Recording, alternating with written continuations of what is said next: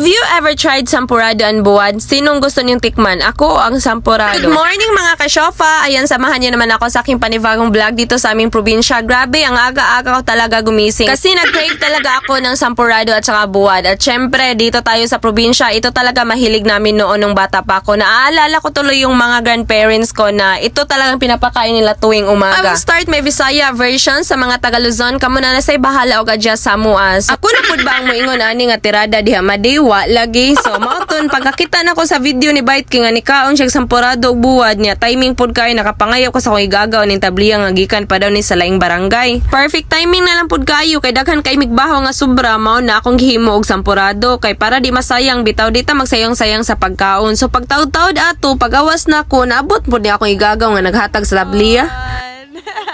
Morning visitor! While waiting sa akong sampurado nga mubukal, magtoy-toy sa tadre sa among kapaligiran. Char, kapaligiran niya. Kaya nakakita man ko ni Papa nga nagkuha sa saging, itabangan na lang po na ako. Unsa ba'y tabangan na itabuoy nga wala man gyud igo raman tatig video dire. Wa man kita ikatabang ni dali na lang po dai kog balik dire sa akong sampurado kay abi na kog nawala na ni gikuha na slain. Pareha niya ba gikuha din slain. Char, and finally naluto na gyud ta ng atong sampurado nga 5 ka tuig na tong gilat-an diha no, bisag bahaw ra na. Pagkahuman ng luto sa sampurado, dali na lang po din na akong luto ang buwad na mo no kay lunggo-lunggo man po din ni kanang goodbye head ba mao ni paborito nako. Lami man gid kay na ang sinugbang buwad no pero mas lami gid ta di kita paulhi anak kita gi pinakalamis tanan. Shit baho pa lang gidaan nagtuna akong laway diri dapita way gasugba ko.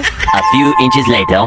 Finally, makakaon na gyud taon tag sampurado og buwad no nga dugay na gyud kay ko wala kakaon na ni tibok na akong kinabuhi. Murag buhi pa to kong lula, akong nanay bitaw I mean nanay na ako nga mother of my mother so my grandmother char. So mao na siya lami gid kay ang sampurado matching buwad. So simple ra gid kay ni among sampurado dili jud ta parehan ni Buddy ba nga grabe si Buddy oy daghan ra kay itong process iyang sampurado ra gani pero daghan na kay siya ingredients pero amo atabliya sugar so himala lagi kay ni karon kay gibutangan na mo condense no niya matching buwad dayon man ana daog na ang akong pamahaw ingon ana ra gid ka simple samot ang masawa ko nimo ayay nako dili jud ka problema sa ako kay always on the go so mabuhi ra ko pinobre this is the main reason why I want to stay here in our province instead of nature lover but napaka peaceful talaga dito sa aming lugar. And that's all for today's vlog mga kasyofa. Don't forget to follow, like and share my page and thank you for watching.